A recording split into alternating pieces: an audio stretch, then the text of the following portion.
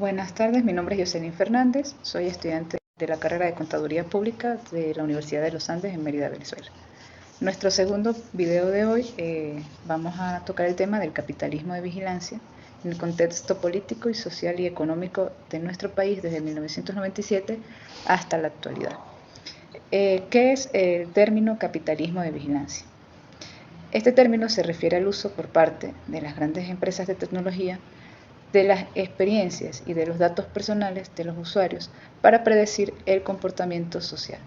Fue un término popularizado por la escritora estadounidense, por la socióloga estadounidense Susanna Zuboff, quien en su libro titulado La era del capitalismo de la vigilancia en el año 2018 explica el desafío que enfrenta la privacidad individual que es generado por esta corriente, ya que los usuarios no estamos al tanto ni damos nuestro consentimiento para la comercialización de nuestra información.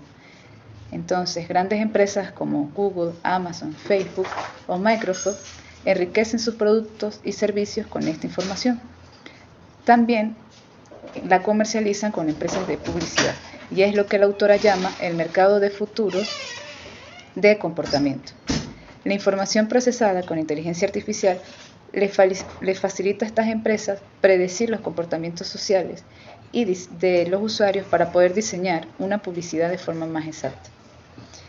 Estas empresas o estas grandes compañías proporcionan aplicaciones de forma gratuita y las reimaginan para evitar la pérdida del interés de los usuarios y captar más público. Un ejemplo de esto son las actualizaciones que constantemente le hacen a redes sociales. Entonces, los usuarios, sin percatarse, pues revelan sus preferencias a través de los motores de búsqueda o de las imágenes que suelen compartir. Posteriormente, Facebook, que es la empresa principal, es la matriz, recolecta y comercializa estos datos a las compañías de publicidad. Y esto explica por qué en nuestras aplicaciones encontramos diferentes publicidades como artículos de ropa, maquillaje, libros y los productos que coinciden con nuestros motores de búsqueda. El capitalismo de la vigilancia es un sistema distinto al industrial o al financiero. Se podría decir que es un nuevo capitalismo, pero que solo opera a través de Internet. Nosotros como usuarios de Internet no cobramos nada y ponemos nuestros datos personales a disposición de estas grandes compañías. Los datos personales son una mercancía que se intercambia de manera turbia al margen del individuo, lo que amenaza la privacidad personal. Las aplicaciones están programadas para generar dependencia y constituyen una manera de integrarse en la sociedad. Por lo tanto, la mayoría de usuarios acepta los términos y condiciones de manera incondicional.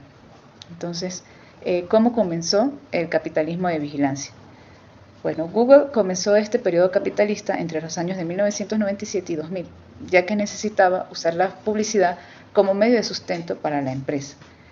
Consideraba hacerla rentable y eficiente y notó la posibilidad de utilizar las búsquedas en línea para anticipar las preferencias de los usuarios y así acertar con sus publicidades. Al pasar el tiempo, han entrado en escena empresas de tecnología importantes de Estados Unidos, pero también empresas como de China, como ByteDance, que es la dueña de TikTok.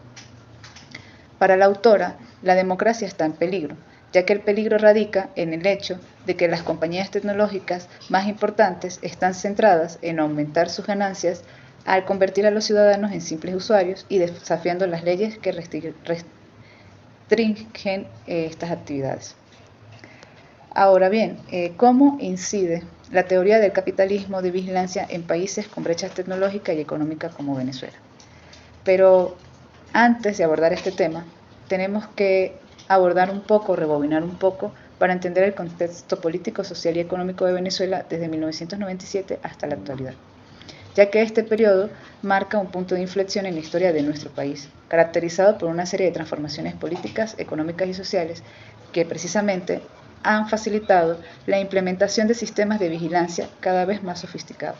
En el contexto social encontramos, en primer lugar, la fragmentación social y polarización. Esto se refiere a que el capitalismo de vigilancia contribuye a la fragmentación social y la polarización política en Venezuela.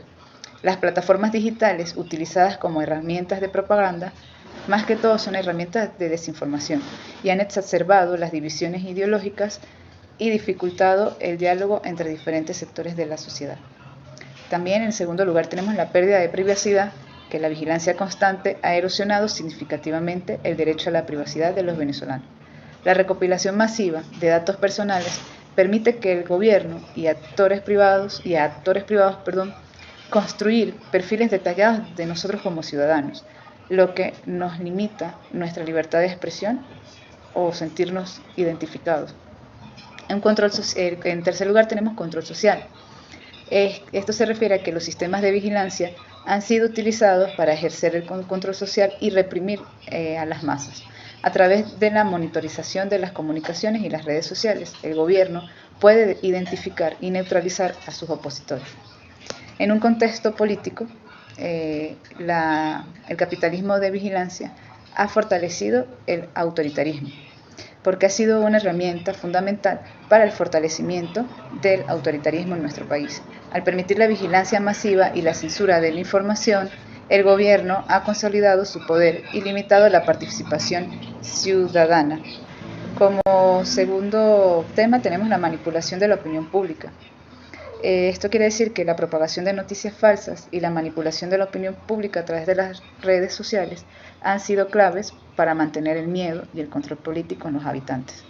En tercer lugar, la limitación de la participación ciudadana. Es el miedo constante a la represión y a la vigilancia. Eso ha disuadido a muchos venezolanos de participar en actividades políticas y sociales. En un contexto económico, en primer lugar, tenemos una dependencia tecnológica. La crisis económica ha llevado a nuestro país a un mayor nivel de dependencia de las tecnologías de la información, lo que nos vuelve más vulnerables a los riesgos del capitalismo de la vigilancia. En segundo ítem tenemos el control de la economía, que es que el gobierno utiliza estas herramientas digitales para controlar la economía y limitar el acceso a divisas y bienes de primera necesidad.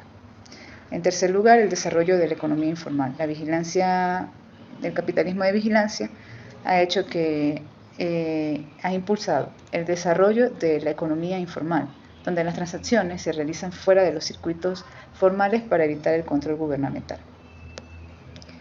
En el capítulo 3 de la era del capitalismo de vigilancia, de la autora Zuboff, titulado El descubrimiento del excedente conductual, en ese capítulo ella explica cómo las empresas tecnológicas han comenzado a recolectar datos sobre el comportamiento humano para crear nuevos mercados de predicción y control. Entonces, este excedente conductual se convierte en una nueva fuente de riqueza y de poder, desafiando las bases psicológicas y políticas de la autodeterminación individual. En las conclusiones del libro, Zuboff advierte sobre los riesgos que este nuevo orden económico representa para la democracia, la libertad y la privacidad.